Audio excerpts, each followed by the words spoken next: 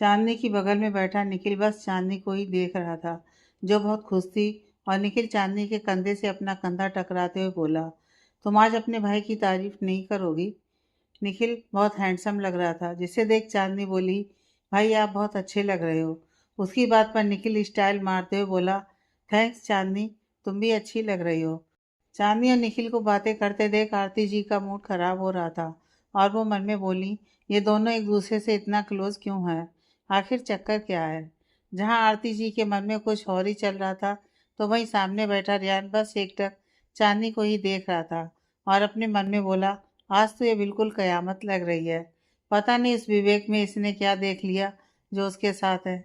चांदनी विवेक को देखने के लिए बेचैन हो रही थी, तो वो निखिल से बोली, भाई ये कहाँ है? आए तो हमारे साथ थे, फिर न जाने कहाँ चले गए। निखिल ने अपने कंधे उचका लिए और बोला, चांदनी विवेक के बारे में मुझे भी नहीं पता, लेकिन इतना पता है वो जहाँ भी होगा तुम्हें मिस कर रहा होगा। भाई आप क्यों मुझे चिढ़ाते रहते हो? चांदनी की बात पर निखिल उसकी नाक को पिंच करते हुए बोला, क्योंकि मेरी बहन है ही इतनी प्यारी। उसकी बात सुनकर चांदनी स्माइल करने लगी कि तभी उसकी नज़र सामने बैठे रियान पर पड़ी, जो उसे ही घूर रहा था। रियान के ऐसे देखने से चांदनी को अजीब लगने लगा, तो उसने अपनी नज़रें फेर ली और खुद से बोली, ये रियान इतना अजीब क्यों है? जब देखो घूरता रहता है। निखिल चांदनी के चेहरे की घबराहट समझ रहा था, और उसने पूछा, चांदनी क्या हुआ तुम्हें? लेकिन चांदनी ने कुछ नहीं कहा, और नामे अपना सिर हिलाते हुए सामने स्टेज की तरफ देखने लगी। सभी अपनी बातों में लगे थे कि स्टेज की तरफ कुछ लोग आए, और उनमें से एक आदमी माइक पर स्पीच देने लगा। स्टेज पर बने प्रोजेक्टर पर भी कुछ बिजनेस ग्राफ और इंफॉर्मेशन दिखाई जा रही है, और जाहिर सी बात है उनमें आहूजा कंपनी की ग्रोथ शो हो रही थी। कुछ देर में वहाँ स्क्रीन पर आहूजा एम्पायर का लोगो शो हुआ कि तभी वो आदमी बोला, ladies and gentleman, give a big round of applause to mister Vivek Ahuja. वहाँ तालियों की आवाज़ गूंजने लगी, और दूसरी साइड से विवेक स्टेज की तरफ आ गया। सामने खड़े आदमी ने विवेक से हाथ मिलाया, और एक बड़ी सी बिजनेस ट्रॉफी उसके हाथ में थमा दी। फिर तो वहाँ तालियों का शोर और ज़्यादा बढ़ गया। विकास गायत्री जी को अपने बेटे पर बहुत गर्व महसूस हो रहा है, और वो दोनों आज बहुत खुश है। विवेक को देखकर सतीश के चेहरे पर तो तब से एक बड़ी सी मुस्कान है, जो हटने का नाम ही नहीं ले रही है। भाई माधुरी भी अपने देवर जी को देखकर स्माइल किए जा रही है। म्यान और सीमा तो विवेक को देखकर आपस में बात कर रहे हैं कि सीमा बोली, ही इज़ ग्रेट, और मुझे भी एक दिन भाई की तरह कामयाब बनना है। तो म्यान मस्ती से बोला, भाई के जैसा बनना बहुत मुश्किल है। उसकी बात पर सीमा ने हाँ में सिर हिलाया। चांदनी वो तो बस अपनी चमकती आंखों से सामने खड़े विवेक को देखकर मुस्कुरा रही थी। वो इतना हैंडसम जो लग रहा था, उसका स्टाइल, उसका चार्म और उसकी पर्सनालिटी से चांदनी तो हर वक्त उसकी दीवानी हुई जा रही है। विवेक के इतने बड़े अचीवमेंट पर चांदनी खुशी से तालियां बजाते हुए बहुत ज़्यादा चहक रही है। निखिल चांदनी को देख हंसते हुए बोला, विवेक कितना हैंडसम लग रहा है ना? चांदनी भी बहुत ज़्यादा चहकते हुए बोली, हाँ भाई, इनके जितना हैंडसम इंसान मैंने अपनी ज़िंदगी में नहीं देखा। और वो विवेक को निहारने लगी, तो निखिल उसकी बात पर मुस्कुराया, लेकिन उसने चांदनी को डिस्टर्ब नहीं किया। तभी विवेक माइक के पास आया और बोला, hello everyone, it has been a great honour to receive this precious award. मैं थैंकफुल हूँ आप सबका। उसने सामने खड़े कुछ लोगों की तरफ इशारा किया, और फिर विकास जी की तरफ देखते हुए बोला, और मैं शुक्रिया बोलना चाहता हूँ अपने डैड को, जिन्होंने मुझ पर यकीन किया और मुझे मौका दिया आहूजा एम्पायर को और ऊंचाई तक ले जाने का। विवेक की बात पर वहां तालियों का शोर गूंजने लगा, तो वो अपने सामने रखी उस ट्रॉफी को देखते हुए कुछ सोचने लगा। विवेक ने अपना हाथ उठाया और सबको शांत रहने का इशारा किया, फिर बोला, इस ट्रॉफी के लिए भले ही आपने मुझे चुना, लेकिन इसका हकदार अकेले मैं नहीं हूँ। विवेक की बात पर सब हैरानी से उसे देखने लगे, तो वो बोला, I would like to invite on stage मेरे बड़े भाई मिस्टर सतीश आहूजा। ये सुनकर सतीश माधुरी एक दूसरे का मुंह देखने लगे कि विकास जी ने मुस्कुराते हुए सतीश के कंधे पर हाथ रखा और उसे स्टेज पर जाने को कहा। सतीश थोड़ी हैरानी से ही सही, लेकिन स्टेज की तरफ गया, तो वहाँ मौजूद लोगों ने उससे हाथ मिलाया, और सतीश जाकर विवेक के पास खड़ा हो गया। विवेक फिर वापस माइक पर बोला, यही है वो शख्स जो आहूजा एम्पायर के लिए मेरे लिए बहुत इम्पोर्टेंट है। यही वो शख्स हैं जिन्होंने हमेशा मुझे गाइड किया और मेरे साथ खड़े रहे और हम साथ चलते हुए यहाँ तक आ पाए हैं। इस बात पर सतीश मुस्कुराने लगा तो विवेक ने वो ट्रॉफी सतीश के हाथ में थमाते हुए कहा, थैंक यू भाई, हमेशा मेरा साथ देने के लिए। सामने खड़े लोगों ने सतीश को हाथ से इशारा करके माइक पर कुछ बोलने का इशारा किया तो सतीश ने कहा, good evening everyone. Ahuja empire हमारे डैड का सपना है जिसे हम मिलकर पूरा कर रहे हैं and we promise you dad इसी तरह हार्ड वर्क से हम आपको और ज़्यादा प्राउड फील कराते रहेंगे। सतीश ने विकास जी को देखते हुए कहा तो विकास जी ने खुशी से हमें अपना सिर हिलाया। यह सुनकर विवेक और सतीश दोनों ने एक दूसरे को देखते हुए हमें अपना सिर हिलाया और झट से एक दूसरे के गले लग गए। दोनों ही बहुत भावुक हो गए थे। माधुरी तो अपनी आंखों में आंसू लिए खुशी से तालियां बजा रही थी क्योंकि आरती जी की बात से वो परेशान जरूर थी, लेकिन आज एक बार फिर विवेक ने साबित कर दिया कि सतीश उसके लिए क्या अहमियत रखता है। विकास गायत्री जी को आज अपनी परवरिश पर और ज़्यादा नाज हो रहा है और वो अपने बेटों का प्यार देखकर बहुत खुश हैं। तो वहीं दूसरी तरफ आरती जी, वो तो गुस्से से लाल हो रही थी। ये सब ड्रामा करके ये विवेक क्या साबित करना चाहता है? आरती जी ने कहा, फिर अपने साथ बैठे रियान को देखा जो खुद विवेक को गुस्से से देख रहा था। निखिल को विवेक को ऐसा करना बहुत अच्छा लगा और हमारी चांदनी, उसे तो विवेक पर अब और भी ज्यादा प्यार आ रहा है क्योंकि वो माधुरी के चेहरे की चमक और मुस्कान देख पा रही है।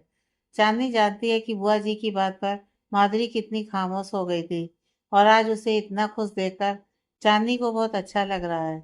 सतीश फिर वापस अपनी जगह आकर बैठा तो माधुरी ने उसके हाथ पकड़कर अपनी खुशी जाहिर की और गायत्री जी ने सतीश के कंधे पर हाथ रखा।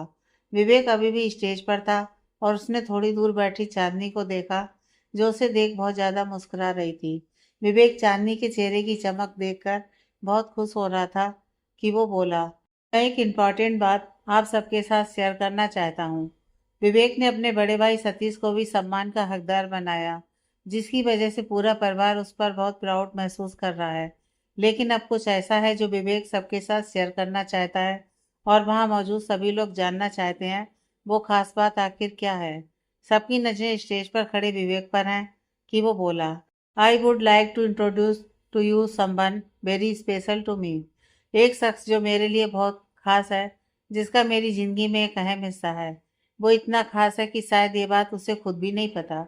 विवेक ये सब बोलते हुए सिर्फ चांदनी को ही देख रहा था और इन सबसे बेखबर चांदनी तो बस विवेक को देखकर खुश हो रही थी। तभी विवेक बोला, वो खास शख्स और कोई नहीं, मेरी वाइफ मिसेस चांदनी विवेक आहूजा है। विवेक की वाइफ? ये बात सुनकर वहां बैठे सभी लोग बहुत शॉक्ड हो गए क्योंकि किसी ने सोचा नहीं था कि विवेक ऐसा कुछ कहेगा। और सबसे ज्यादा शॉकिंग बात तो यह थी कि विवेक की शादी हो चुकी है। विवेक ने अभी अभी चांदनी का नाम लिया है। यह सुनकर तो चांदनी की आंखें बड़ी और मुंह खुला का खुला रह गया। और उसके लिए सबसे ज्यादा हैरानी की बात तो यह है कि विवेक ने यहाँ इतने बड़े इवेंट में ऐसा कहा। चांदनी ने पहले अपने आसपास नजर घुमाई तो पाया पूरा आहूजा परिवार उसे मुस्कुराते हुए देख रहा था। फिर उसने वापस विवेक को देखा जो उसे देख मुस्कुरा रहा था, जिसकी वजह से चांदनी बहुत ज्यादा नर्वस होने लगी। निखिल ने चांदनी को आवाज दी और स्टेज की तरफ जाने को कहा, लेकिन चांदनी नाम में अपना सिर हिलाने लगी। निखिल समझ गया चांदनी घबरा रही है तो उसने चांदनी के कंधे पर हाथ रखा और कहा, जाओ विवेक वेट कर रहा है। चांदनी घबराते हुए खड़ी हुई और वहां तालियों का शोर गूंजने लगा। चांदनी डरती हुई अपने कदम तो बढ़ाने लगी लेकिन वो बहुत ज्यादा डर रही थी और विवेक उसके चेहरे की घबराहट देखकर तुरंत उसके पास आ गया।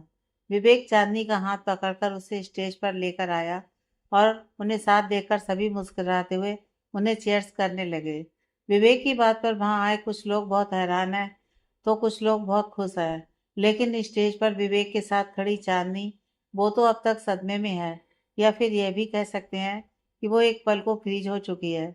उसने अपनी पूरी जिंदगी में शायद ही ऐसा कुछ देखने की उम्मीद की थी जहां इतने सारे लोग उसके लिए लोग चीयर्स कर रहे हैं। चांदनी ने तो यह भी एक्सपेक्ट नहीं किया था कि आज विवेक इस तरह सबके सामने उसे इंट्रोड्यूस करेगा कि वो कौन है। विवेक ने चांदनी को अपना मान लिया, उसे अपना प्यार दिया, उसके लिए तो वही काफी था। सामने खड़े मीडिया के लोग विवेक और चांदनी की पिक्चर्स क्लिक कर रहे हैं तो बेचारी चांदनी नर्वस होते हुए मुस्कुरा रही है। चांदनी की घबराहट विवेक अच्छे से समझ रहा है, इसलिए वो उसे कंफर्ट करने की पूरी कोशिश कर रहा है। भले ही चांदनी की आंखें चमक रही हैं क्योंकि उनमें नमी है, लेकिन दिल में उतनी ही खुशी और सुकून है। विकास जी भी विवेक के ऐसा करने पर बहुत खुश है क्योंकि आज उसने पूरी दुनिया के सामने चांदनी को उसकी असली पहचान दी है। पहले विवेक ने सतीश को सम्मान दिया और अब सबके सामने चांदनी को लेकर आया। इस बात पर उनकी आंखें नम हो गई हैं। उन्होंने चांदनी को अपनी बेटी माना है और आज चांदनी के चेहरे की चमक देख वो अपने बेटे पर बहुत ज्यादा गर्व महसूस कर रहे हैं। बहुत ही खुशी के साथ ये फंक्शन पूरा हुआ और अब सब पार्टी का मजा ले रहे हैं। चांदनी माधुरी हमेशा की तरह एक साथ बैठे हैं और चांदनी काव्यांश को बड़े प्यार से गोदी में लिए हल्का मुस्कुरा रही है। विकास और गायत्री जी और सतीश वहां आए लोगों से मुस्कुराते हुए बातें कर रहे हैं क्योंकि सभी उन्हें बधाई दे रहे हैं। तो विहान और सीमा किसी कोने में खड़े कुछ स्नैक्स खाने लगे हैं। आरती जी तो बस रियान के साथ एक कोने पर खड़ी जल भून रही हैं क्योंकि आज जो कुछ भी हुआ उसकी वजह से वो नाखुश हैं। उनकी लाख कोशिशों के बावजूद सतीश और विवेक एक साथ हैं और तो और माधुरी चांदनी भी एक दूसरे के साथ बहुत खुश है। ये देखकर उन्हें बहुत ज्यादा गुस्सा आ रहा है। तभी रियान बोला, बहुत शातिर खिलाड़ी है विवेक। देखा कैसे उसने अपने बड़े भाई को भीख में ही सही लेकिन क्रेडिट दे ही दिया है और उसका वो बेवकूफ भाई कितनी आसानी से उसके झांसे में भी आ गया। रियान की बात पर आरती जी का मुंह बन गया और वो गुस्से से बोली, हाँ देख रही हूँ कैसे विवेक ने ये पूरी बाजी ही पलट दी और सबके सामने ये जताया कि अचीवमेंट उन दोनों भाइयों का है। दूसरी तरफ वहां भीड़ में मौजूद एक शख्स जो विकास जी की उम्र का है और शायद चांदनी को पहचानता है, वो बस चांदनी को देखकर मुस्कुराते हुए बोले, चांदनी चौहान विवेक आहूजा की वाइफ है। तभी उन्होंने कुछ सुना क्योंकि उनके पास बैठे मीडिया के कुछ लोग आपस में बातें कर रहे थे और जाहिर सी बात है आज का करंट टॉपिक विवेक और चांदनी ही थे। मिस्टर विवेक ने ऐसे सीक्रेटली शादी कर ली जिसके बारे में किसी को कानो कान खबर तक नहीं हुई। आखिर इसके पीछे क्या रीजन हो सकता है? तभी दूसरा रिपोर्टर बोला, हाँ जहाँ तक हम जानते हैं मिस्टर विवेक की एंगेजमेंट मिस नैना से हुई थी और उन्हीं से शादी भी होने वाली थी। फिर कोई और बोला, हाँ हमें खबर मिली थी कि उनकी एंगेजमेंट के टाइम दोनों के बीच एक कॉन्ट्रैक्ट भी हुआ था जिसमें मिस नैना और मिस्टर विवेक दोनों ने ही एक प्रोजेक्ट में अच्छा खासा इन्वेस्टमेंट भी किया था। उन सब रिपोर्टर्स की बात सुनकर वो आदमी उनके सामने आया और बोला, पता भी है उसकी वाइफ कौन है और उसका बैकग्राउंड क्या है? ये बात सुनकर वो सारे रिपोर्टर्स उस आदमी को देखने लगे और वो कुछ कहे बिना मुस्कुराते वहां से चला गया। तो सारे रिपोर्टर्स एक दूसरे का मुंह देखने लगे। कुछ देर बाद फंक्शन लगभग खत्म होने को है और विवेक अपने किसी बिजनेस पार्टनर से बात कर रहा है। निखिल भी उसके साथ है क्योंकि विवेक के साथ उसका जिगरी दोस्त ना हो ऐसा तो हो ही नहीं सकता। चांदनी चोरी चोरी विवेक को देख रही है और कितना कुछ कहना चाहती है लेकिन वो बस अपनी बारी आने का वेट कर रही है कि कब विवेक फ्री हो और वो अपने दिल की बात उसे बताए। यही हाल हमारे विवेक का भी है। वो भी चोरी छुपे चांदनी को देख रहा है। चांदनी के चेहरे की चमक और उसके होंठों की मुस्कुराहट मानो उसे बार बार अपने पास बुला रही है, लेकिन विवेक बेचारा अपने बिजनेस डिस्कशन में लगा हुआ है। कुछ देर में सभी खुशी खुशी विला के लिए निकल गए। सब विला पहुंचे और कुछ देर हॉल में बैठे फंक्शन की ही बातें करने लगे क्योंकि आज की रात किसी को नींद वैसे भी नहीं आने वाली थी। विवेक और निखिल दोनों गार्डन में है और किसी कोने में खड़े ड्रिंक कर रहे हैं। तभी निखिल बोला, कांग्रेट्स ब्रो, ये फोर्थ टाइम है जब तूने अवार्ड जीता है एंड आई एम श्योर आगे भी तू अपना ये रिकॉर्ड बनाए रखेगा। निखिल की बात पर विवेक मुस्कुराया और उसने अपने हाथ में पकड़े गिलास से एक सिप लिया। विवेक, चांदनी को सबके सामने इंट्रोड्यूस करने का तेरा फैसला बिल्कुल सही था। तूने डैड को देखा? तेरे इस फैसले से उन्हें बहुत खुशी मिली है। निखिल खुश होकर बोला तो विवेक सीरियस तरीके से बोला, ये जरूरी था निखिल। निखिल कुछ कहता कि विवेक ने उसे 2 दिन पहले हुए ऑफिस के एक इंसिडेंट के बारे में बताया तो निखिल थोड़ा हैरान हुआ। वाट, ये चांदनी भी ना? विवेक निखिल की बात काटते हुए बोला, उसकी गलती नहीं है निखिल। मुझे एग्जैक्टली ये तो नहीं पता कि उस दिन ऑफिस में किसने उसे क्या कहा, लेकिन इतना समझ गया था उनकी बातें सुनकर ही चांदनी डिस्टर्ब हुई थी। निखिल विवेक की बात ध्यान से सुनते हुए अपना सिर हाँ में हिलाने लगा। मैं यही चाहता हूँ कि अब चांदनी को किसी के भी सामने इस बात को साबित न करना पड़े कि वो कौन है। विवेक की बात पर निखिल मुस्कुराया और बोला, तू बदल गया है विवेक। निखिल की बात का मतलब विवेक अच्छे से समझ रहा था और मुस्कुराते हुए बोला, हाँ निखिल, चांदनी ने मुझे बदल दिया और अब मैं ऐसे ही रहना चाहता हूँ उसके साथ, उसके प्यार के साथ हमेशा के लिए। अंदर हॉल में सभी हॉल में बैठे बातें कर रहे हैं, लेकिन माधुरी और सतीश बच्चे के साथ कमरे में चले गए थे क्योंकि माधुरी को अब थकान होने लगी थी। इसलिए गायत्री जी ने उसे आराम करने को कहा तो वो चली गई। सब अपनी मस्ती में थे कि विवेक और निखिल अंदर आए तो विकास जी ने विवेक को अपने पास बैठने का इशारा किया। विवेक के कंधे थपथपाते हुए विकास जी ने कहा, आज तुमने मेरा सिर गर्व से ऊंचा कर दिया। जो लोग हमारे साथ हैं, हमसे जुड़े हैं, उन्हें साथ लेकर चलना और उन्हें इज्जत देना एक अच्छे इंसान की पहचान है। और आज तुमने एक अच्छे बेटे और भाई का फर्ज बखूबी निभाया है। विकास जी की बात पर विवेक मुस्कुराया तो वो चांदनी की तरफ देखते हुए फिर बोले, चांदनी को भी पूरी दुनिया के सामने उसकी सही पहचान देकर बहुत अच्छा किया। मैं बहुत खुश हूँ बेटा। यहाँ बैठे सारे लोग विकास जी की बात से सहमत थे और बहुत खुश थे। फिर कुछ देर में सभी हंसते मुस्कुराते हुए अपने कमरे में चले गए तो विवेक और चांदनी भी अपने कमरे में आ गए। विवेक ने अपना कोट उतारा ही था कि चांदनी झट से उसके गले लग गई और बोली, आप कितना बिजी थे, मुझे आपसे कितनी सारी बातें करनी थी, कितना कुछ कहना था, लेकिन आप एक बार भी साथ नहीं बैठे। मैं आपको कितना याद कर रही थी। चांदनी की हरकत पर विवेक मुस्कुराया और उसके बालों को सहलाते हुए बोला, मैं भी तुम्हें बहुत याद कर रहा था, लेकिन काम भी तो जरूरी है ना। चांदनी ने हाँ में सिर हिलाया तो विवेक उससे थोड़ा दूर हुआ और उसके माथे को चूमकर बोला, तुम्हें नहीं पता अपनी इतनी प्यारी वाइफ को छोड़कर उन बोरिंग लोगों से बात करना मेरे लिए कितना मुश्किल था। ये बात सुनकर चांदनी हंसने लगी। कुछ देर में दोनों फ्रेश होकर बेड पर आए तो चांदनी कुछ कहती कि विवेक बोला, अब ये मत पूछना कि मैंने ये सब क्यों किया। चांदनी हैरानी से बोली, आपको कैसे पता कि मुझे क्या कहना है? तो विवेक बोला, क्यों, सिर्फ तुम ही मेरे मन की बात समझ सकती हो।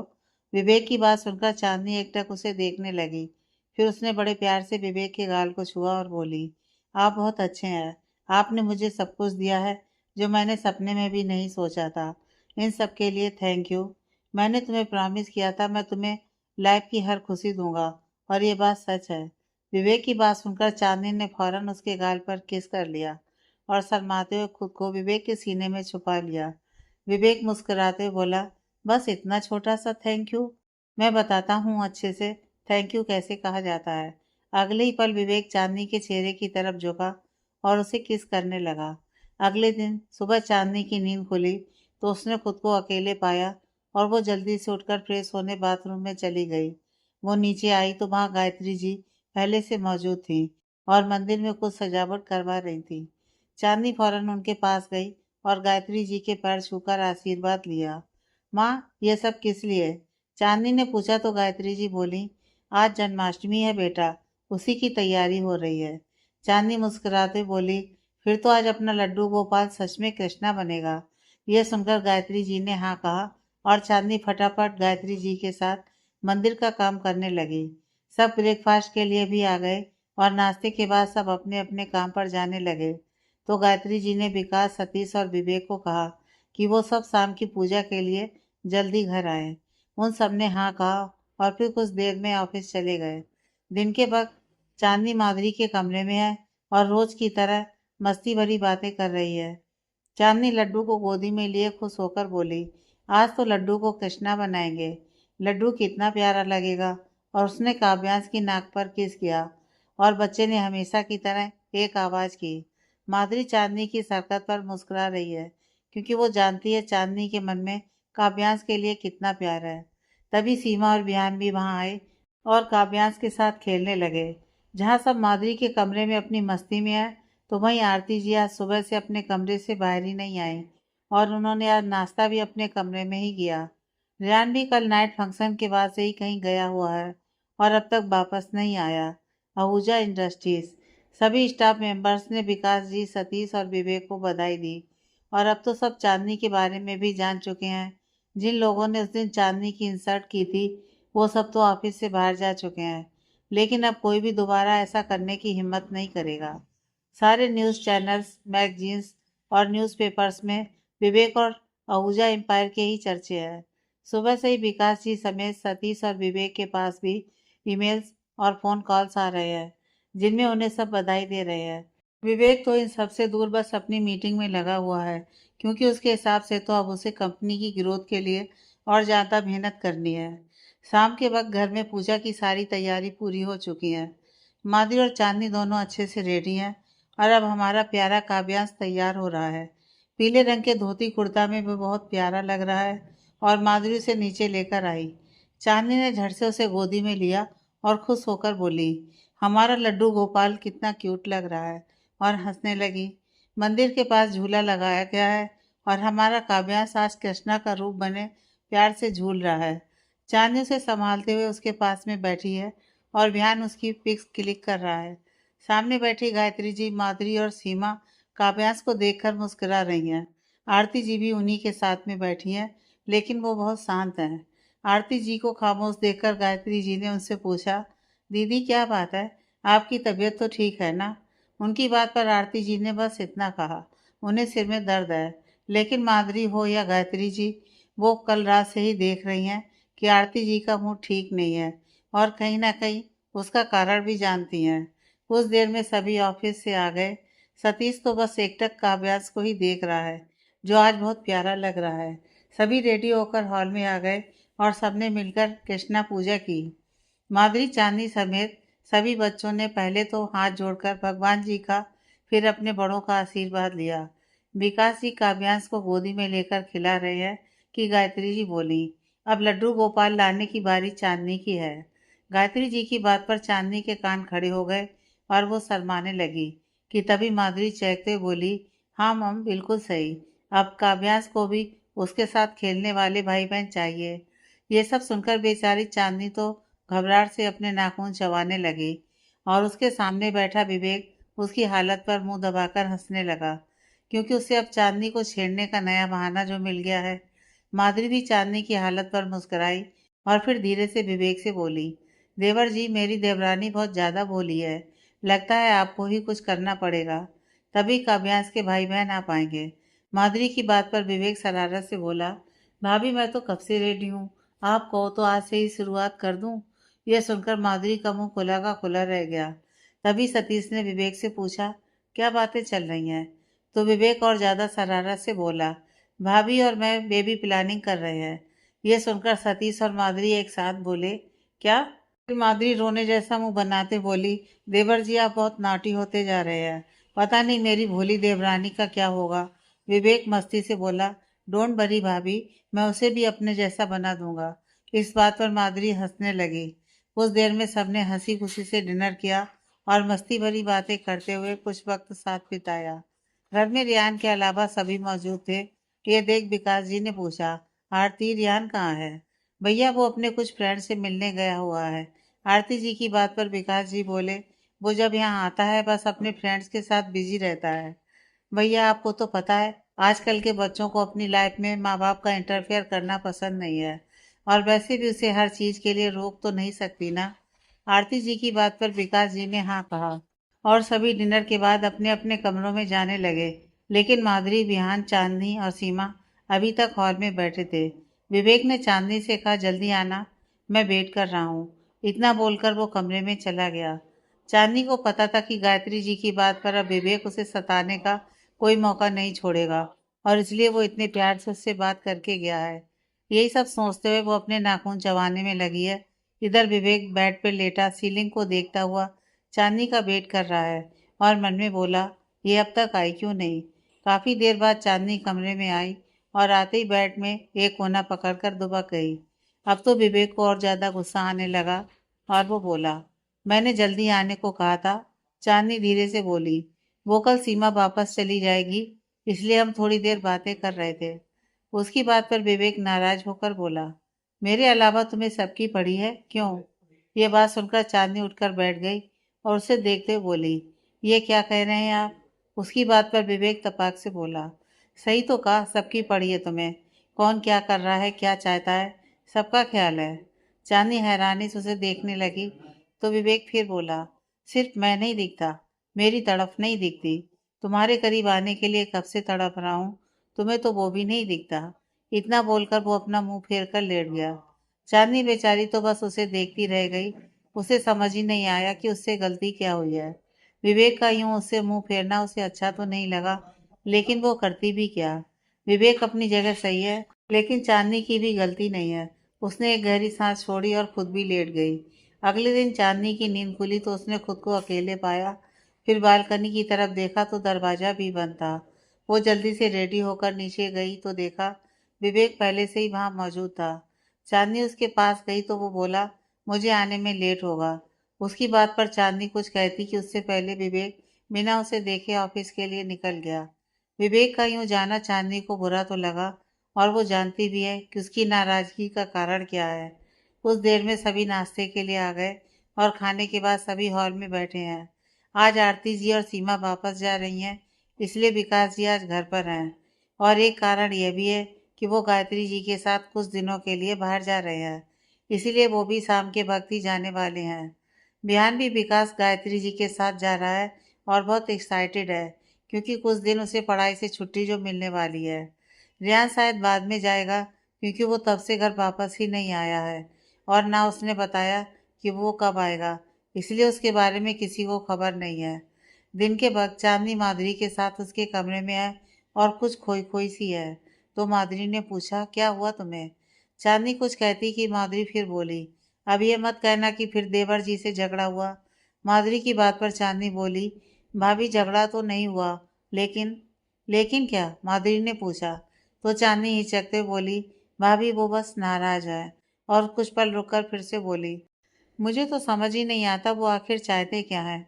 उन्हें लगता है मुझे उनकी परवाह नहीं है।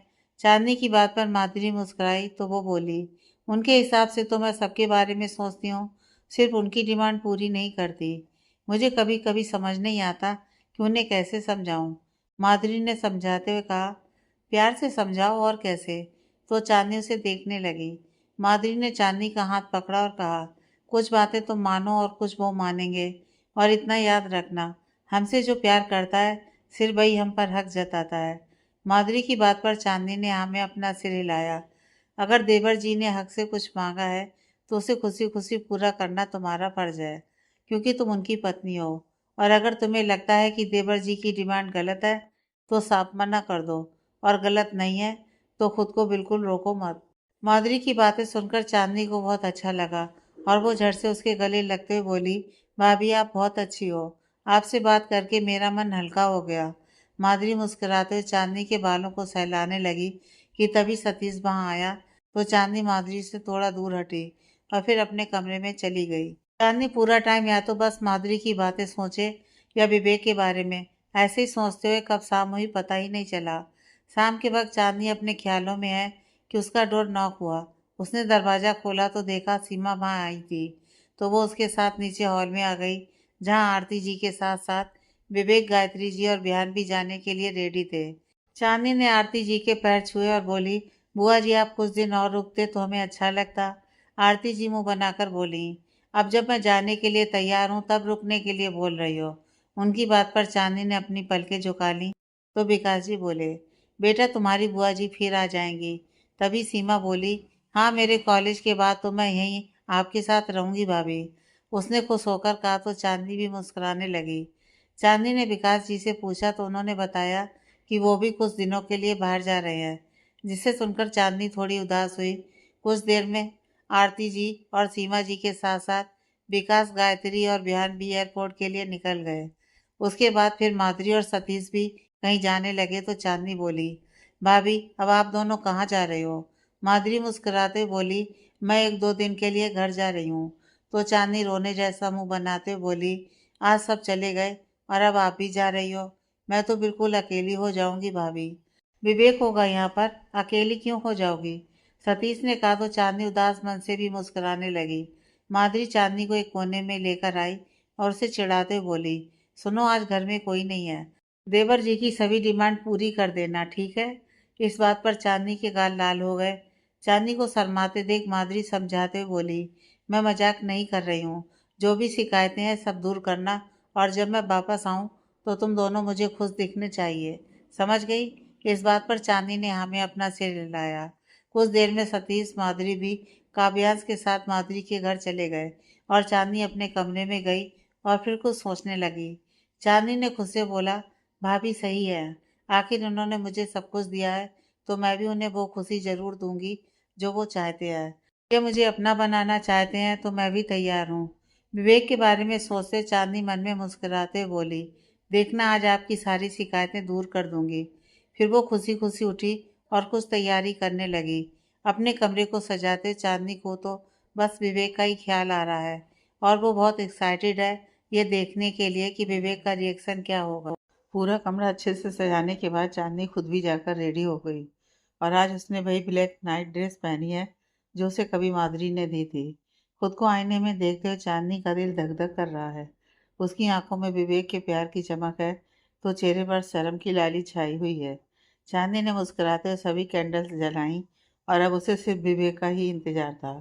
फिर वो बालकनी में खड़ी अपने नाखून चबाते हुए विवेक का इंतजार करने लगी कि तभी वहां मेन एंट्रेंस पर कार दिखाई दी तो वो समझ गई ये विवेक ही है। इधर विवेक तेज कदमों से अपने कमरे में आया और सामने का नज़ारा देखकर उसकी आंखें बड़ी हो गईं।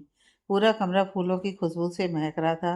वहां कोई लाइट्स नहीं थी बल्कि सिर्फ कैंडल्स जल रही थी। विवेक को समझ पाता कि तभी चांदनी बालकनी से अंदर आई और उसे देखकर तो विवेक के होश ही उड़ गए। चांदनी ने वही ब्लैक ड्रेस पहनी थी जो उसने एक बार पहले विवेक को सेड्यूस करने के लिए पहनी थी। और उस दिन का तो पता नहीं, लेकिन आज सच में चांदनी को देखकर विवेक अपने होश खो रहा था, क्योंकि चांदनी ने उस ड्रेस के ऊपर श्रग नहीं पहना था और इसलिए वो पहले से कहीं ज्यादा कयामत लग रही थी।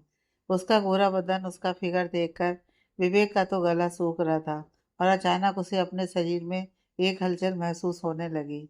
विवेक धीरे धीरे चांदनी की तरफ अपने कदम बढ़ाने लगा और उसे अपने करीब आते देख चांदनी की घबराहट से धड़कनें बढ़ने लगीं। विवेक चांदनी के बेहद करीब आकर बोला, ये सब किस लिए? आखिर तुम्हारा इरादा क्या है? तो चांदनी थोड़ा डरते, थोड़ा शर्माते हुए बोली, ये सब आपके लिए है। विवेक ने झट से चांदनी को उसकी कमर से पकड़कर अपने करीब किया और फिर उसके गाल पर किस करते हुए कहा, तो बताओ तुम क्या चाहती हो? उसकी बात पर चांदनी शर्माते हुए बोली, आपके एहसास में खुद को भुला देना चाहती हूँ, आपका प्यार चाहती हूँ। चांदनी की यह बात तो मानो विवेक को बहकाने के लिए काफी थी। उसने अपने गाल से चांदनी के गाल को छूते हुए उसके कान में बोला, तो फिर आज मैं तुम्हें इतना प्यार करूंगा कि पूरी रात भी कम पड़ जाएगी। उसकी बात पर तो चांदनी के दिल की धड़कनें ही रुक गईं। विवेक ने फौरन चांदनी को अपनी बाहों में भरा, फिर उसे आराम से बेड पर लिटा दिया।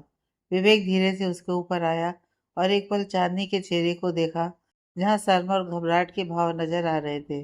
विवेक ने चांदनी के गाल पर हाथ रखा, फिर बड़े प्यार से उसके माथे को चूम लिया और इसी के साथ चांदनी ने अपनी आंखें बंद कर लीं, मानो वो इस एहसास को हमेशा के लिए अपने दिल में बस आना चाहती हो। अब विवेक ने चांदनी की आंखों को चूमा तो चांदनी की बंद आंखें भी झपकने लगीं और फिर विवेक ने प्यार से एक एक करके उसके गालों को भी चूम लिया। ऐसा करते हुए विवेक हर पल में चांदनी को अपने प्यार का एहसास करा रहा था और चांदनी उसमें खोई जा रही थी। जैसे ही विवेक की नज़र चांदनी के गुलाबी होठों पर पड़ी तो उसके लिए खुद को रोकना मुश्किल हो गया और बिना वक्त गंवाए उसने चांदनी के होठों को चूम लिया। विवेक चांदनी के होठों को बारी बारी सक करते हुए अपने होठों और दांतों के बीच दबा रहा था, जिसकी वजह से चांदनी को एक मीठे दर्द का एहसास हो रहा था। विवेक चांदनी को बेतासा चूमे जा रहा था और धीरे धीरे बढ़ते पलों के साथ ये किस और ज्यादा डीप होती जा रही थी। फिर विवेक ने चांदनी की लिप्स पर एक बाइट की तो उसने किसके बीच आह किया, लेकिन विवेक को तो मानो कोई फर्क ही नहीं पड़ा। लेकिन जब विवेक ने महसूस किया चांदनी को सांस लेने में तकलीफ हो रही है तो उसने अपने होंठ चांदनी के होंठों से हटाए और उसके गाल की तरफ झुक गया। चांदनी के शरीर से आती खुशबू में खोए हुए विवेक ने अपनी डीप वॉइस में कहा, baby you are making me crazy for you. और उसने चांदनी के गले में बाइट की तो चांदनी ने अपनी आंखें भींच लीं। विवेक चांदनी से थोड़ा ऊपर उठा और उसने चांदनी का लाल पड़ चुका चेहरा देखा। उसकी झुकी हुई पलकें और कांपते होठ विवेक को हर पल बहका रहे थे।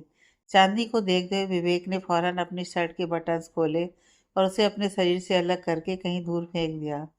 फिर विवेक चांदनी के गले से क्लीवेज तक अपनी उंगली से सहलाते हुए बोला, यू आर सो टेम्पटिंग। ऐसा करते हुए विवेक ने उसकी ड्रेसेस के स्ट्रैप उसके कंधे से नीचे सरका दिए और अगले पल चांदनी के गले में किस करने लगा।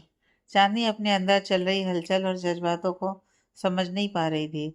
उसके पेट में तो मानो हजारों तितलियां नाचने लगी थीं। विवेक ने चांदनी को कंधे से पकड़कर थोड़ा ऊपर उठाया और उसकी ड्रेस की जिप खोल दी, और जैसे ही उसे उतारने लगा तो चांदनी ने उसका हाथ पकड़ लिया।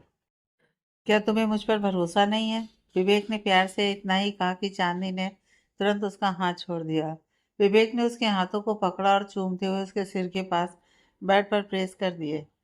चांदनी का दूध सा गोरा बदन देखकर विवेक अपना कंट्रोल खोने पर मजबूर हो गया। चांदनी तो विवेक के हर टच से और ज्यादा मदहोश होती जा रही थी। चांदनी और ज्यादा बेचैन हो गई और अपनी कांपती आवाज से बोली, आप ये क्या कर रहे हैं? विवेक अपनी सेडेक्टिव टोन में बोला, बेबी तुम्हें फील करा रहा हूँ। वहाँ का माहौल अब काफी गर्म हो चुका था और अपने अंदर चल रहे तूफान को रोकने की कोशिश कर रहा था। विवेक के मन में भले ही चांदनी को पाने की चाह है, लेकिन उससे ज्यादा फिक्र है, क्योंकि वो चांदनी को हर्ट नहीं करना चाहता। क्या तुम तैयार हो? विवेक ने चांदनी से परमिशन मांगी, तो चांदनी ने भी झुकी हुई पलकों के साथ हाँ में सिर हिलाया।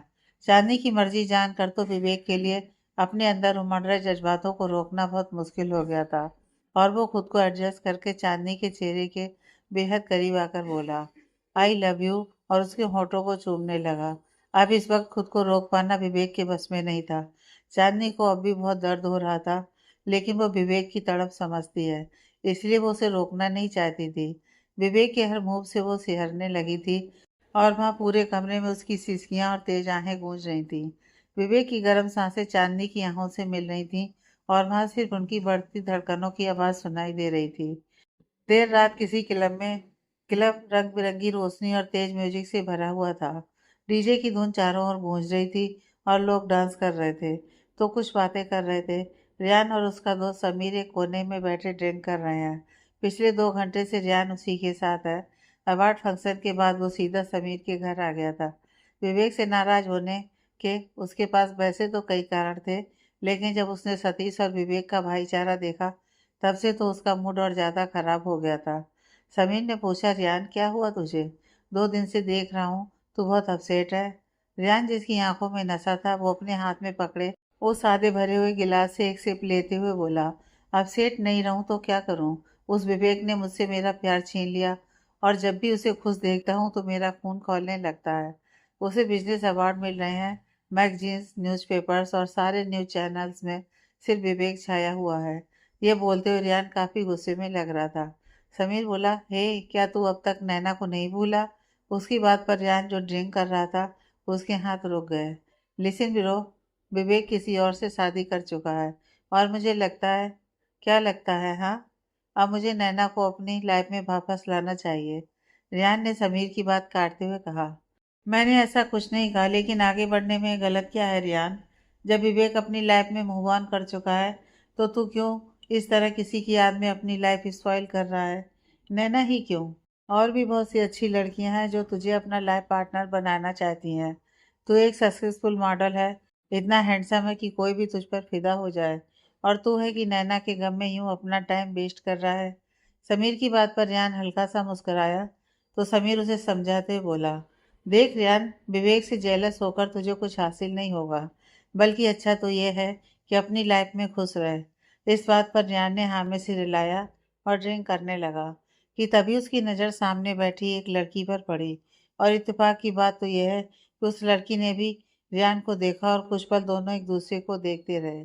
समीर ने रियान की नज़रों का पीछा किया और उस लड़की को देखते हुए कहा, अब ये यहाँ क्या कर रही है? वो कुछ कहता कि रियान उठा और उस लड़की की तरफ बढ़ गया। दूसरी तरफ देर रात आहूजा मिला। विवेक और चांदनी दोनों एक दूसरे में डूबे हुए अभी भी गहरी सांसें ले रहे हैं। कमरे में लगी सभी कैंडल्स बुझ चुकी हैं, और बाहर से आती चांद की रोशनी में दोनों का पसीने से भीगा बदन चमक रहा है। चांदनी तो थककर चूर हो चुकी है, लेकिन विवेक, वो तो मानो रुकने का नाम ही नहीं ले रहा। उस पर तो चांदनी को पाने का ऐसा खुमार चढ़ा है कि वो अब तक उसके प्यार में खोया हुआ है। और फिर एक बार चांदनी की दर्द से भरी चीख निकल गई। जैसे ही विवेक ने अपनी कमर को मूव करना शुरू किया, कि चांदनी के पूरे शरीर में सिरन दौड़ गई। उसने विवेक के कंधे में अपने नाखून गड़ा दिए और सिसकियां लेने लगी। चांदनी के चेहरे के बदलते भाव विवेक ध्यान से देख रहा था, जिनमें कभी दर्द तो कभी राहत, दोनों भाव दिखाई दे रहे थे। करीब 1 घंटे बाद विवेक ने महसूस किया कि चांदनी कोई हरकत नहीं कर रही है। और चांदनी की पकड़ भी उस पर ढीली होने लगी है। वो रुका तो देखा चांदनी अपनी आधी खुली आंखों से उसे देखते हुए जोर से सांसें ले रही है। विवेक चांदनी के ऊपर से हटा और इसी के साथ चांदनी ने हल्की नींद में भी एक आह किया और उसे इस तरह दर्द में देखकर विवेक के चेहरे पर गिल्ट के भाव उतर आए, लेकिन वो उसे पाकर खुश भी है। विवेक फौरन उठा और बाथरूम जाकर सबसे पहले उसने बात लिया और फिर एक गीला टॉवल लेकर चांदनी को साफ करने लगा। ऐसा करते हुए बस वो यही सोच रहा है कि आज उसकी खुशी के लिए चांदनी ने कितना दर्द सहा है। विवेक चांदनी की बगल में लेटा उसके चेहरे को देखने लगा, क्योंकि वो इस वक्त काफी मैसी लेकिन बहुत प्यारी लग रही थी। चांदनी के लंबे बाल तकिए पर बिखरे हुए थे और कुछ लटें उसके गालों को छू रही थी, जिन्हें विवेक ने प्यार से हटाया। उसके लाल पड़ चुके होंठ जो अभी भी बहुत प्यारे लग रहे थे और बिना किसी देरी के विवेक ने उन्हें चूम लिया। कुछ पल सुकून से चांदनी को देखने के बाद विवेक ने उसे अपनी बाहों में भरा और उसके माथे को चूमते हुए बोला, आज हमने एक दूसरे को पा लिया। अब हम एक हो चुके हैं और दुनिया की कोई ताकत हमें अलग नहीं कर सकती। हमें हमारे प्यार की राहें मिल गई हैं और हम हमेशा इन राहों पर साथ साथ चलेंगे। चांदनी के बालों को सहलाते हुए विवेक ने अपनी आंखें बंद की और कुछ ही पलों में उसे भी नींद आ गई। अगले दिन चांदनी की नींद खुली क्योंकि विवेक प्यार से उसके गालों को सहला रहा था कि चांदनी के कानों में एक प्यारी सी आवाज आई, बेबी बेकअप। चांदनी ने पहले तो हल्का सा हिलते हुए एक कहा की, फिर धीरे से अपनी आंखें खोली और उसके सामने विवेक का चेहरा आया। चांदनी हल्की नींद में ही मुस्कुराई कि विवेक ने उसके होठों पर किस करते हुए कहा, गुड मॉर्निंग। चांदनी उठने लगी कि उसने फिर एक बार कराते हुए आह किया और कसकर अपनी आंखें भींच लीं। तो विवेक ने फिक्र से कहा, तुम ठीक हो? मुझे यहाँ पर बहुत दर्द हो रहा है, चांदनी ने अपना पेट पकड़ते हुए कहा। तो विवेक समझ गया उसने चांदनी को रात भर जितना परेशान किया है यह उसी का नतीजा है। विवेक ने चांदनी के आंसू पोंछे और तुरंत उसे सीने से लगाते हुए कहा, सॉरी बेबी, कल मैंने शायद कुछ ज़्यादा ही परेशान किया तुम्हें। फिर विवेक ने उसे अपनी बाहों में भरा तो चांदनी चौंकते हुए बोली, ये आप क्या? उतने में विवेक उसे बाथरूम लेकर आया, फिर बाथटब में बैठा दिया और वो खुद भी चांदनी के साथ टब में बैठ गया। चांदनी अभी भी बहुत शर्मा रही थी क्योंकि वो सिर्फ एक ब्लैंकेट से कवर थे। वो धीरे धीरे चांदनी के पेट को सहलाने लगा ताकि उसे दर्द से कुछ आराम मिल सके। चांदनी ने भी अपना सिर विवेक के सीने में टिकाते हुए अपनी आंखें बंद कर लीं। गर्म पानी और विवेक के प्यार के एहसास से चांदनी का दर्द कुछ कम हो गया था और अब वो फ्रेश फील कर रही थी। उसने अपनी आंखें खोली और विवेक के हाथ हटाने लगी कि विवेक ने उसे वापस कस के पकड़ते हुए कहा, कुछ देर ऐसे ही रहो। चांदनी कुछ कहती कि तभी उसको अपनी गर्दन में गर्म सांसें महसूस हुई, जिस तरह वो दोनों एक दूसरे के करीब थे। एक बार फिर विवेक को बेचैनी होने लगी थी। अगली पल विवेक ने चांदनी की गर्दन को अपने होठों से छू लिया और चांदनी की एक मधोसी से भरी आवाज आई, आहा, जिसे सुनकर विवेक ने उसकी गर्दन पर हल्की सी बाइट की तो चांदनी ने अपने कंधे उचका दिए और विवेक के हाथों में अपनी पकड़ कस दी। चांदनी धीरे से बोली, आप क्यों सता रहे हैं? ऐसा मत कीजिए ना। तो विवेक शरारत से बोला, तुम यही तो चाहती थी, तो फिर अब क्यों रोक रही हो? यह सुनकर तो चांदनी की बोलती बंद हो गई। चांदनी की खामोशी देख विवेक पहले तो मुस्कुराया, लेकिन अब उसने चांदनी को और परेशान नहीं किया। बस कुछ देर उसके साथ बैठा रहा। दूसरी तरफ रियान की नींद खुली क्योंकि उसका सिर दर्द से फटा जा रहा था। अपना सिर पकड़ते हुए वो उठा और अपने सामने किसी शख्स को देखकर उसकी आंखें बड़ी हो गईं। नैना, रियान ने चौंकते हुए कहा और कुछ समझ पाता कि तभी समीर वहां आया। उसके हाथ में एक गिलास पकड़ाया। रियान कंफ्यूज होकर बोला, समीर, क्या यह सच में नैना है? उसकी बात पर समीर ने हाँ में सिर हिलाया। तो वो फिर बोला, लेकिन ये तेरे घर में क्या कर रही है? क्या तुझे याद नहीं है? नैना भी कल उसी क्लब में थी जहां हम थे। समीर की बात पर रियान सोचने लगा। रियान ने अपने दिमाग में जोर दिया और उसे कल की कुछ धुंधली सी यादें उसके सामने आ गईं। क्लब में भीड़ थी, लेकिन रियान की नजरें सिर्फ नैना पर टिकी थीं। फ्लैशबैक। रियान और समीर ड्रिंक कर रहे थे कि तभी रियान की नज़र सामने बैठी एक लड़की पर पड़ी और इत्तेफाक से उस लड़की ने भी रियान को देखा और कुछ पल दोनों एक दूसरे को देखते रहे। समीर ने रियान की नज़रों का पीछा किया और उस लड़की को देखते हुए कहा, अब ये यहाँ क्या कर रही है? वो कुछ कहता कि रियान उठा और उस लड़की की तरफ बढ़ गया। ये लड़की और कोई नहीं, नैना ही थी, जो रियान को वहां देखकर काफी हैरानी से बोली, तुम यहाँ? रेहान गुस्से से बोला, क्यों, मेरे यहाँ होने से तुम्हें कोई प्रॉब्लम है? उसकी बात पर नैना ने अपना मुंह फेर लिया और नैना का यूं खुद को इग्नोर करना रेहान का गुस्सा बढ़ाने के लिए काफ़ी था। तभी समीर वहां आया और वो रेहान को कुछ समझाने लगा, लेकिन रेहान की नज़रें नैना पर ही थीं। उसने गुस्से से एक बोतल उठाई और एक घूंट में आधी बोतल ख़त्म कर दी। रेहान ने गुस्से से वो बोतल ज़मीन पर फेंकी। ये देखकर नैना वहां से उठकर जाने लगी कि रेहान ने उसका हाथ पकड़ लिया और गुस्से से बोला, अपने बॉयफ्रेंड के पास जा रही हो? नैना रेहान का हाथ झटकते हुए बोली, तुम्हें उससे क्या मतलब? यह सुनकर तो रेहान ने अब और ज़्यादा गुस्से से नैना का हाथ पकड़ा और उसके बेहद करीब आते हुए बोला, मुझे ही तो मतलब है। तुम जानती भी हो तुम्हारे जाने के बाद मैंने क्या महसूस किया? तुम्हारे उस विवेक से सगाई करने के बाद मेरे दिल पर क्या बीती थी? ऐसा बोलते हुए रेहान की आंखों में एक दर्द उतर आया था। नैना इस बात पर कुछ कहती कि रेहान फिर बोला, तुमने मुझे धोखा दिया और अपने बॉयफ्रेंड के साथ ऐश कर रही हो। मैं कोई ऐश नहीं कर रही, समझे तुम? हमारा ब्रेकअप हो चुका है, हम अलग हो चुके हैं। मैंने भी प्यार में धोखा खाया है। यह बोलते हुए नैना की आंखें नम हो गई थी। नैना की आंखों में आंसू देखकर रेहान ने झट से उसे गले से लगा लिया, लेकिन नैना ने गुस्से से चिल्लाते हुए कहा, लीव मी, और वो रेहान को धक्का देते हुए उससे छूटने की कोशिश करने लगी। रेहान के वहां इस तरह तमाशा करने की वजह से क्लब के कुछ लोग उनके आसपास इकट्ठा हो गए थे और समीर उन्हें समझाने की कोशिश करने लगा, लेकिन रेहान शांत नहीं हो रहा था। तभी वहां किसी ने समीर से कहा, सर आप बाहर जाइए, यहाँ बाकी सब भी डिस्टर्ब हो रहे हैं। और कुछ लोग नैना और रेहान के बारे में बातें करने लगे थे। वहाँ का माहौल अब काफ़ी सीरियस हो चुका था और रेहान, उसे तो नैना के अलावा कोई नज़र ही नहीं आ रहा था। जब नैना ने देखा रेहान शांत नहीं हो रहा तो उसने रेहान से छूटने की कोशिश बंद की और उसे कस के गले लगा लिया। बहुत देर तक वो दोनों इसी तरह रहे, क्योंकि कहीं ना कहीं नैना और रेहान दोनों को एक दूसरे का साथ अच्छा लग रहा था। रेहान अब तक कुछ शांत हो चुका था, लेकिन अभी भी वो नैना का नाम लेकर कुछ बड़बड़ा रहा था। नशे की वजह से रेहान के पैर लड़खड़ा रहे थे, तो नैना और समीर उसे संभालते हुए बाहर कार तक लेकर आए। फिर सारे समीर के घर के लिए निकल गए। फ्लैशबैक खत्म। रेहान की नज़रें नैना पर ही थी कि समीर ने कहा, देर रात हो गई थी इसलिए मैंने नैना को यहाँ रुकने को कहा था। इतना बोलकर समीर वहाँ से चला गया और नैना भी जाने लगी कि रेहान ने उसे आवाज़ दी। रेहान की आवाज़ पर नैना के कदम रुक गए तो रेहान उसके करीब आया और बोला, लिसन नैना, कल जो भी हुआ, आई एम सॉरी। मैं उस वक्त बहुत परेशान था। इट्स ओके रेहान, अब मुझे चलना चाहिए। इतना बोलकर नैना फिर से जाने लगी कि रेहान ने कहा, मैं तुम्हारे साथ चलता हूँ।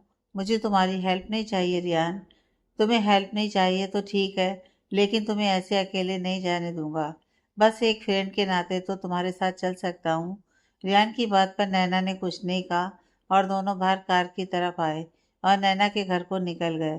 पूरे रास्ते नैना बहुत खामोश थी, जिसे देख रेहान ने मन में कहा, मैं तुम्हारे दर्द को समझ सकता हूँ नैना, क्योंकि वही दर्द मैंने भी सहा है। कुछ देर में वो दोनों नैना के घर आए और जैसे ही नैना दरवाजे की तरफ हाथ बढ़ाया कि रेहान ने उसे अपनी ओर खींच लिया। रेहान उसके करीब आया और बिना किसी वार्निंग के उसे किस करने लगा। नैना एक पल के लिए शॉक्ड हो गई, लेकिन फिर उसने खुद को उसकी बाहों में ढीला छोड़ दिया। शायद वो भी उस प्यार को महसूस करना चाहती थी जो उसने खो दिया था। नैना भी किस में रेहान का साथ दे रही थी और दोनों इस पल में खो गए थे। बिला में विवेक चांदनी अभी भी अपने प्यार में डूबे थे कि उनका डोर नॉक हुआ। विवेक ने अपनी कमर पर टॉवल बांधा और जाकर दरवाजा खोला तो सर्वेंट बाहर खड़ा था। विवेक को शर्ट के बिना देख सर्वेंट की आंखें बड़ी हो गईं। विवेक ने उसे घूर कर देखा तो वो सर्वेंट अपना सिर झुकाए हिचकते हुए बोला, सर ब्रेकफास्ट रेडी है, आप लोग आ जाइए। सर्वेंट की बात पर विवेक बोला, ब्रेकफास्ट यहीं ले आओ। ये ये सुनते ही सर्वेंट वापस चला गया। करीब 2 मिनट बाद सर्वेंट खाना लेकर आ भी गया तो विवेक ने उसे दरवाजे से ही जाने का इशारा किया और खुद ट्रे लेकर अंदर आ गया। विवेक वापस बाथरूम गया और चांदनी को एक बाथरोब पहनाकर क्लोसेट से बाहर लेकर आया। उसने आराम से चांदनी को वहीं चेयर पर बैठाया तो चांदनी ने कहा, आप बाहर जाइए, मैं चेंज कर लूँगी। चांदनी की बात पर विवेक ने हाँ कहा और बाहर चला गया कि उसकी नज़र बेडशीट पर पड़ी जिसमें ब्लड स्टेन थे, जिन्हें देखकर विवेक मुस्कुराते हुए खुद से बोला, कल की रात तुम्हारे लिए जितनी तकलीफ से थी उतनी ही खास मेरे लिए थी, क्योंकि मैं ही वो पहला शख्स हूँ जिसने तुम्हें छुआ है। विवेक ने जल्दी से बेडशीट चेंज की और सब साफ करके चांदनी के पास चला गया। फिर उसे अपनी बाहों में भरते हुए उसने चांदनी को बेड पर बैठाया और खाने की ट्रे लेकर उसके पास बैठ गया। चांदनी बहुत खामोश थी। यह देखकर विवेक ने कहा, क्या तुम्हें अभी भी दर्द हो रहा है? यह सुनकर चांदनी ने हाँ में सिर हिलाते हुए कहा, बस थोड़ा सा। विवेक उसके गाल पर हाथ रखते हुए बोला, ठीक हो जाएगा। तो चांदनी उसकी तरफ देखने लगी। दोनों ने नाश्ता किया और फिर विवेक ने चांदनी को पेन किलर दी और उसके बाद चांदनी को आराम करने को कहा। दवाई और थकान की वजह से चांदनी को तुरंत नींद भी आ गई। विवेक ने उसे अच्छे से ब्लैंकेट से कवर किया और उसकी बगल में बैठकर अपने लैपटॉप पर कुछ काम करने लगा। दूसरी तरफ रियान नैना को घर छोड़कर समीर के घर लौटा तो वो हॉल में बैठा रियान का ही इंतजार कर रहा था। रियान को देखते ही समीर ने उसे आवाज़ दी, लेकिन वो सीधा अंदर कमरे में चला गया। रियान कुछ खोया हुआ सा था, क्योंकि उसके दिमाग में तो बस उसकी कुछ देर पहले की हरकत घूम रही है जो उसने नैना के साथ की। समीर ने रियान के पीछे पीछे जाते हुए पूछा, तू ठीक है? अब प्लीज ये मत कहना कि अभी नैना के लिए तेरे दिल में कुछ है। रियान ने कोई जवाब नहीं दिया और उसके चेहरे पर एक अजीब सी खामोशी थी, जिसे देख समीर फिर बोला, तू जानता है ना वो कैसी है? मैं सिर्फ इतना जानता हूँ कि वो इस वक्त बहुत दर्द में है और मैं उसे ऐसे नहीं देख सकता, रियान ने धीरे से कहा। समीर ने गहरी सांस लेते हुए कहा, ये तेरी लाइफ है और डिसीजन भी तेरा होगा, लेकिन मैं सिर्फ इतना कहूँगा कि नैना तेरे लिए सही नहीं है। जिसने पहले धोखा दिया है वो अब भी दे सकती है, बाकी तेरी मर्जी। समीर इतना बोलकर वहाँ से चला गया और रियान भी सोच में पड़ गया, क्योंकि वो जानता है समीर की बातें कहीं ना कहीं सच हैं।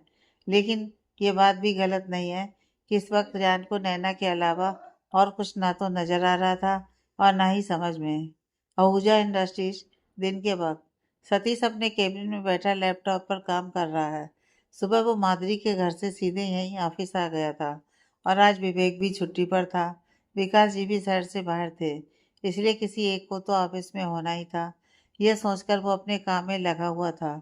तभी केबिन का डोर नॉक हुआ और उसके सामने रजत, विवेक का मैनेजर, खड़ा था, जो थोड़ा परेशान सा दिख रहा था। क्या हुआ रजत? सतीश ने उसे देखते हुए पूछा। सर ये देखिए।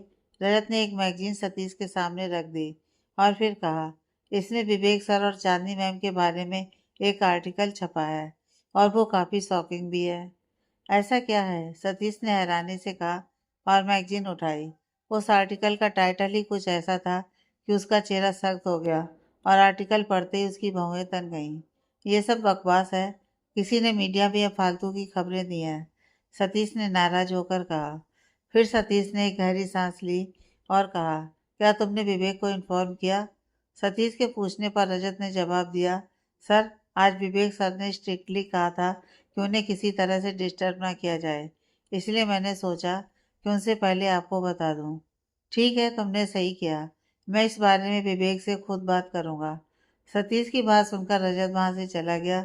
सतीश ने फौरन किसी को फ़ोन लगाया और आर्टिकल के बारे में पता लगाया और उसे सामने से उसे यही पता चला कि इन्फॉर्मेशन देने वाला कोई अनजान शख्स था। सतीश ने इस बारे में अभी विवेक को बताना जरूरी नहीं समझा, क्योंकि जैसा रजत ने कहा और वैसे माधुरी ने भी सतीश को विवेक और चांदनी को डिस्टर्ब करने से मना किया था। यही सोचकर उसने तय किया कि वो शाम को घर जाकर विवेक से इस बारे में बात करेगा। शाम के वक्त विला में चांदनी की नींद खुली तो उसने खुद को विवेक की बाहों में पाया। उसके सीने पर अपनी नाक रगड़ते हुए चांदनी के होठों पर एक हल्की सी मुस्कान आ गई, जैसे कि उसने किसी ख्वाब को जी लिया हो।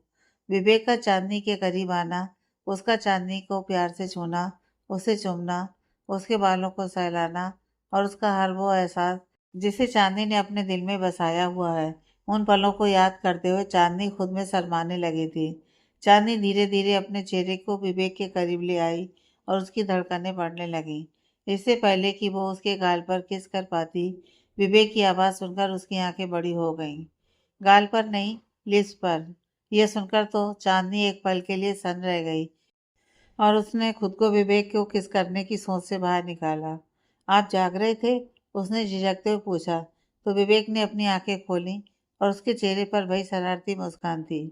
बेचारी चांदनी, जो अभी तक विवेक के बारे में सोचकर इतना चहक रही थी, अचानक उसे जगा हुआ देखकर तो उसका रोने जैसा मुंह हो गया।